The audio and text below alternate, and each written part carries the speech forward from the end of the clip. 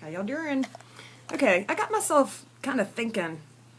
The other day I did celebrity paparazzi photos as a blood sport, and I started thinking to myself, I just do not understand why people go so crazy when they see a familiar face. I lived in LA, and like I said in the other vlog, I'd see people all the time. In fact, my first famous person I ever saw was Simon Cowell.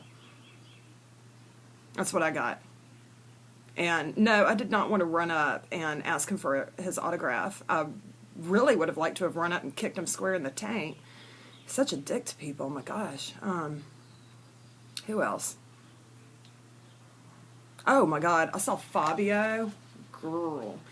I worked in Beverly Hills at this little boutique hotel, and Fabio happened to be parking in the same little parking area on Burton, and he took one look at me, and I could see him. He was talking to there's an African guy who works that parking lot, or at least did in 04, and Fabio was looking at me like I was a big piece of chocolate cake. I could see him all the way across, and I had my sunglasses on because I was kind of late for work, and I had my eyeball strings peeled all the way so I could see him, but yet it looked like I was looking forward. And it was kind of flattering at first because it was like, man, Fabio's kind of checking me out. And then I started looking back, and he was kind of getting far away, and he was still just, he had not blinked. And after that, it was like, oh, he's kind of, and then I started just ran into work because it was getting kind of creepy. Man, Owen Wilson asked me out one time. I was on my way home. It was 11 o'clock at night because I had the 3 to 11 shift. And I'm just on Beverly Boulevard. It's not really that busy. And then I see this, get this, a Firebird Midnight Blue T-tops. It comes barreling up next to me. And I'm in like a child sport mobile. I was driving a blue Taurus named Tawanda at the time. Anyway, so Tawanda and I are just driving home. Vince Vaughn comes up this way, and then all of a sudden one of those little turtle Porsches, little thing that looks like a turtle.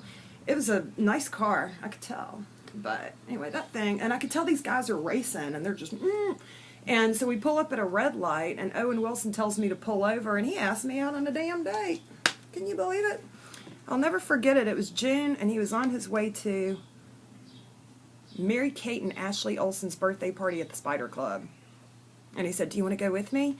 And I thought about it, but it was one of those days where I'd sweated real bad at work. It wasn't a pretty work day where I was just as pretty going in or going out as I was going in. This is one of those days where, man, pit stains, makeup just all off. And plus I had a gigantic, like, Cheech and Chong joint burning on the car. So, because it was a long ride home. It took you like an hour to get home. Beverly Hills to Silver Lake. And so I had that fatty burning in the car, and all I could think of is I need to hurry up and get back to that. So I told him I loved his nose. It looked just like Lombard Street. I have a thing for people's noses. If you have a cool-looking nose, my gosh, why do you think I started playing Franz Liszt etudes? Oh. Anyway, back to celebrities. I just never lost my mind over them because, I mean, they get up and brush their tongue every morning the same way you do. They're sitting in the mirror going, that's probably not the best visual. But you know they are. And it's... I don't know. I just never saw the big damn deal. So you're famous. Big shit. Like Leanne Rimes, I love the Daily Mail. I don't know why. Because it's like a trash magazine that you have an app for.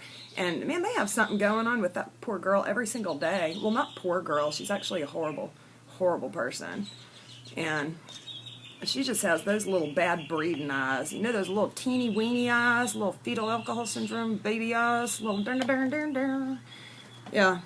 So I don't care how often you go to the gym, girl, and it doesn't matter how tight you get your body, because you can't do a goddamn thing about that face. It's like Jennifer Aniston's poor little face. She's not even one good characteristic away from being pretty. It's just everything is all wrong. Like the eyes, you just do the eyes, and not pretty. Nose, not that my nose is that great, but I'm not on TV. Lips, I mean, you could just take it, and there's just not a damn thing pretty about those girls at all. Although, speaking of Jennifer Aniston, I have to say, Courtney Cox probably doesn't know this, but I didn't put her in labor. My roommate, Christy Kiesler, put her in labor. Christy was my roommate, and we both had the same job. I worked at a boutique hotel, and she worked at the adjacent restaurant. And little Courtney Cox and her crazy husband were regulars. And she was just big, you know, easing herself into her chair. And Christy made them. She's a New Orleans chef. And man, Christy's like, never trust a skinny chef. She will whip up some food that'll make you, you know, the old phrase, go home so good, make you slap your mama. Well, I mean, get a fucking hitman out on your mom. You taste Christy's food. So Christy made her this badass, gigantic, it's what I call vitamin G, just nothing but grease.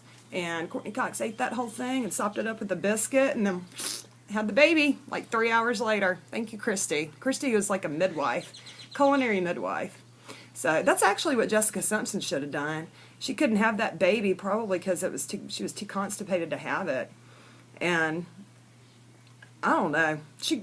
With Leanne Rhymes, if she ever had a baby, she wouldn't even need to squeeze it out. All she'd have to do is close a nostril, and that baby would come shooting out of one of those gigantic nostrils of hers. I just hate her. I just absolutely hate Leanne Rhymes. I follow her on Twitter because it's my version of bulimia. It just, whenever I see her little tweets, she's like, oh, have a blessed day. Oh, I made Mason and Jake's lunch. I'm their bonus mom. You better be goddamn glad I'm not Brandy Glanville, girl. Because you would be getting a kidney transplant. And not just a kidney transplant. You'd be getting a face transplant, a boob transplant. I would rip you to shreds. And then I would make you eat it. I really would. If you had the audacity, not only to steal my man, but then you show up at soccer games and you're sitting under the tent and poor little Brandy Glanville sitting there with her lips looking like that. I have not had my lips done. I have not had my lips done. But that goes for pretty much everybody. Yeah, and then little Leanne Rhymes, who the hell do you think you are? Who the hell do you think you are? I would tell her who the hell she was right before I sent her there. And I don't know, I don't believe in using weapons. I just believe if anyone ever broke into my house and say, why don't you put down your gun, smack bag, let's just go at it man to man. Man to man. It never occurs to me I can't beat anybody's ass. I'm probably just going to get beaten to death one day because I puff up on people who are bigger than I am.